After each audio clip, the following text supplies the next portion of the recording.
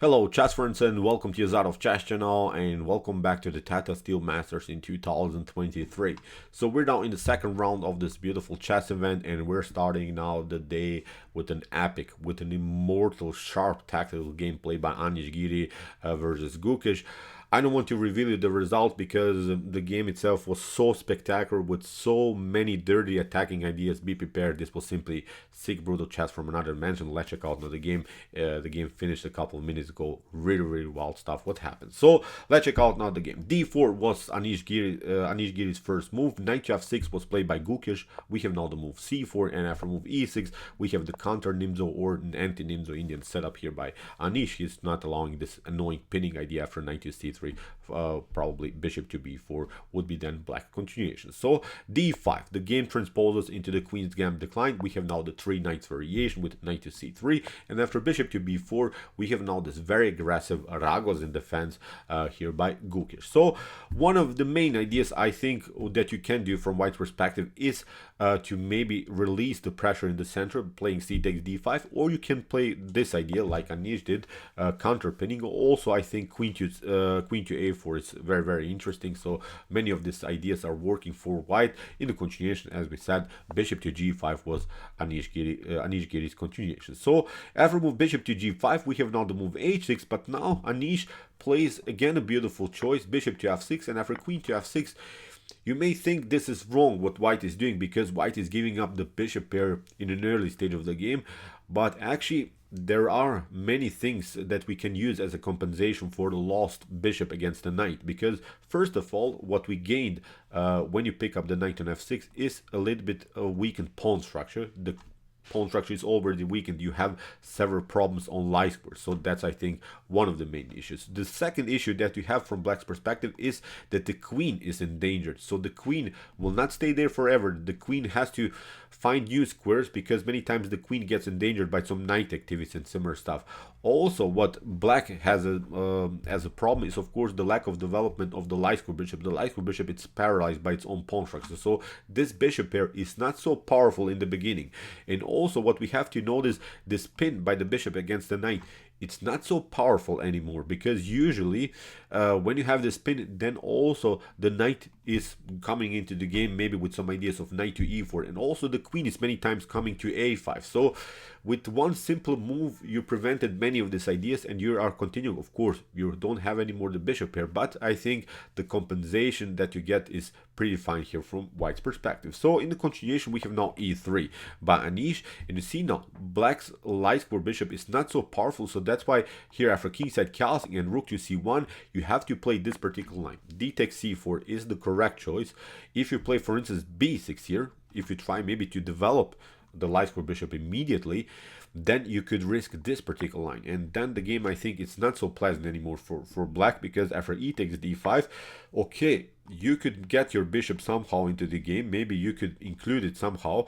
After e takes d5 you sorry I just moved it a little bit too fast. So after move e takes d5, your bishop can come on f5, your bishop can come on g4, but actually this bishop is not so powerful on this side of the board. The bishop is supposed to get on this diagonal, and then it could be included on this diagonal into the attack. So that's why I think b6 immediately would be really a tiny little inaccuracy that could cause you many positional problems. So that's why first d takes c4, and after bishop to c4 now Gukesh is trying to play c5 b6 bishop to b7 and including the bishop into the game. So now Anish simply castles. We have now c takes d4, and now Anish plays a beautiful move, knight to e4, hitting the queen. The queen has to now escape. So as I said in the beginning, the queen is not going to stay there forever. The queen is now endangered.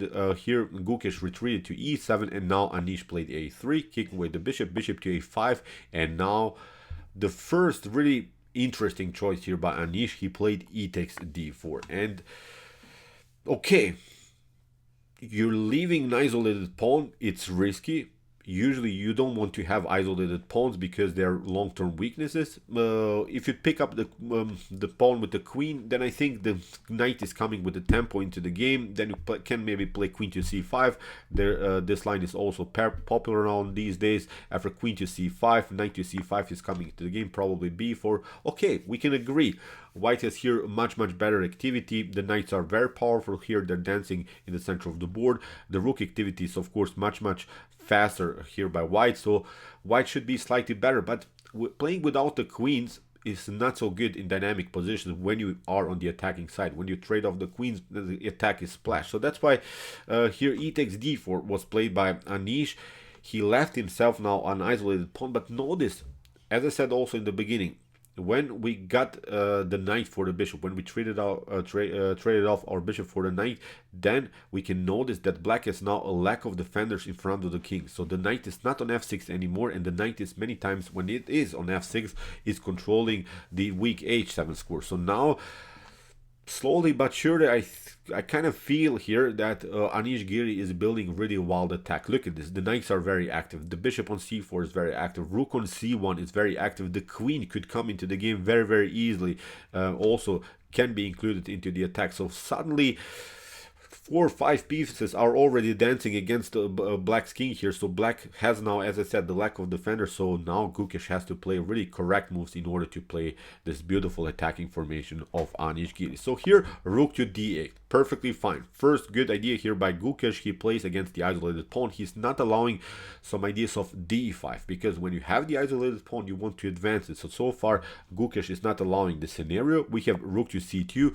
Beautiful choice here by Anish. He's trying to reroute his rook to e2 and then maybe push the pawn on d5. If the e file gets liberated, then of course the queen is also endangered here on e7. We have now bishop to d7, again with the same motif, to play a blockade against the isolated pawn. It's a simple strategy. When you face the isolated pawn, the blockade is perfectly fine. So the engine gives here equal chances for both sides. So after move bishop to d7, here Anish continues with his plan, rook to e2. Here Gukesh continues, of course, with his own plan, bishop to c6, with the idea to play bishop to d5. But now after queen to c2, the first really mistake here by Gukesh, he plays now the move bishop to b6. And this move is really bad because, first of all, this bishop controlled the square e1. Now this square can be used by the rook, and we could build again a beautiful rook battery on the e file. A better idea, in order to somehow mess up a little bit white's plan, because as we said, white has built here really a beautiful attacking formation, is to play rook to c8. At least we are threatening now this move bishop to e4, and also after bishop to e4, and when the c file gets opened, also b5 is then a huge threat because the bishop is lined up on the same file like the queen. So in order to escape from these tactical shots, white needs now to play the move queen to d3, and now of course after bishop to e4 you have to play rook to e4, and this should be, I think, a solid game for black.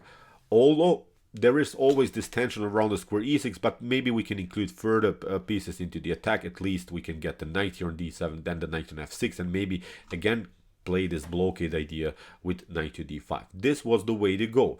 But Gukesh played bishop to b6. As I said, his first mistake in the game. Anish uses this moment and he says, now, okay, you allowed me this move. Now there is even a more pressure around the square e6, and now Gukesh plays another mistake. So he played now 2 consecutive mistakes in the game. King to h8.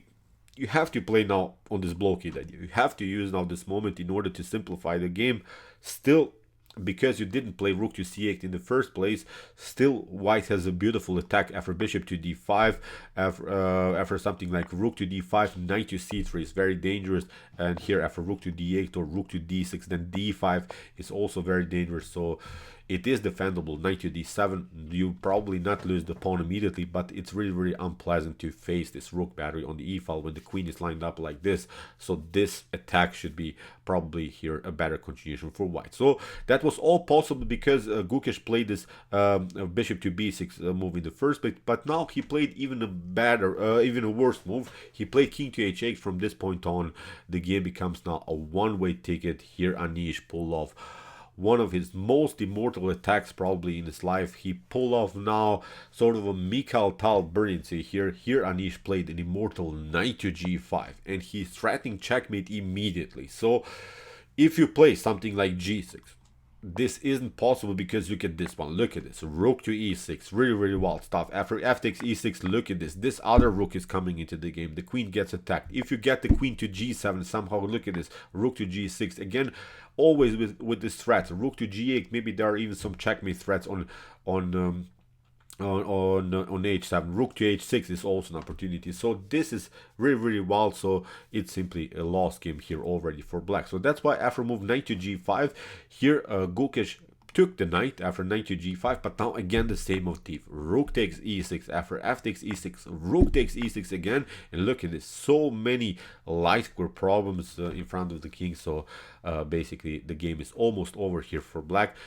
Even if you step back here to f8, this wasn't played in the game, then knight to g5 is going to happen, and there's simply no defense against these ideas. You can play maybe queen to g8, but then with queen to g6, the game is again over. There's simply no counterplay against queen to h5. You could try maybe this one, bishop to e8, but look at this. We sacrifice just the rook.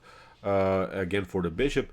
If you step back with the queen here to e8, then you get checkmated on h7. If you play rook to e8, then queen to h5, you have to cover, and now again you get checkmated on h7. So very, very stunning attack here by Anish Giri. So after move rook to e6, you see you don't have time to step back with the queen. Knight to g5 is going to happen because also you cannot have access to the f6 square because also the rook is covering the square. So that's why Anish played, Gukesh played queen takes e6 after bishop to e6 here. Again, Gukesh is trying to simplify the game by playing the move bishop to f3. He's getting rid of this annoying knight that could come to g5, but now Anish plays another brilliant move, queen to f5. He doesn't care for the bishop, he just wants to play queen to h3, and it's of course checkmate. In order to stay in the game here, and Gukesh has to play bishop to e4 to deflect the queen from this attack, because now after queen to h3, that could have been maybe Anish's continuation, then bishop to h7